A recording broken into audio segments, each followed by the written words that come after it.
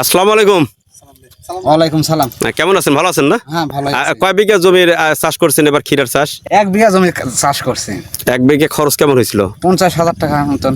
50,000 কিসে খরচ হলো আপনার? আমার মনে করেন যে 30,000 টাকা জমি রাখা হয়েছে, আরো ধরেন যে কামলা জামলা সার সুর ইডো সিডো মনে করেন এক ঘর দিতেই আছে, এটা দিয়ে মনে করেন যে 50,000 টাকা খরচ হয়েছে। তো এখন এ পর্যন্ত কিরকম ক্ষীরা উঠাইছেন? এই ফোন তো মনে করেন যে 50 পুরো নাই, 48,000 টাকা বেচা হয়েছে। কয়দিন হচ্ছে? মনে করেন 4টি পেয়ে 4টি। আর কিরকম বিক্রি করবেন, কতদিন বিক্রি করতে পারবেন? এখনো মনে করেন যে আরো মনে করেন যে 15 দিন তো বিক্রি করবোই, বুঝতে পারছেন? 15 দিন। মনে করেন লাখ পার হবে এক কথা। আপনার টার্গেট হচ্ছে 1 লাখ পার হবে না? হ্যাঁ, এরকম তাতে খরচ বাদ দিয়ে আপনি 50,000 60,000 টাকা লাভের আশা করছেন পার বিঘে না? হ্যাঁ। গত বছর লাগাইছিলেন তো না? হ্যাঁ গত বছর লাগাছিলেন। গত বছর কিরকম হয়েছিল? গত বছর মনে করেন যে একটু লসের দিকেই গেছে, ওই 8 বছর মনে করেন যে 15 ঘন্টা লাগাছিলাম 55,000 টাকা বেচা হয়েছে। তাতে একটু মানে খরচ বাদ দিয়ে লসই গেছিল না? লস আর লিজ তো 30, কত লিজ বললেন? 30,000 টাকা 30,000 টাকা পার বিঘা দিতে হয়। আর বিঘা দিতে হবে।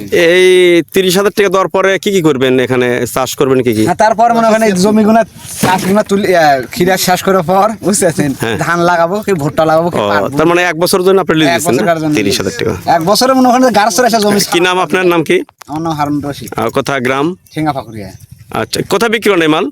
মাল মনে করেন দিগুড়িয়া বিক্রি করি, ঠেঙ্গা ফাকুরিয়া বিক্রি করি। আর তো দূরে আছেন আশেপাশে না? একটা দিঘুরিয়া আর হচ্ছে যে ঠেঙ্গা ফাঁকড়ি না? আচ্ছা ঠিক আছে, ধন্যবাদ, ভালো থাকবেন। ভালো আছেন? হ্যাঁ হ্যাঁ ভালো আছেন।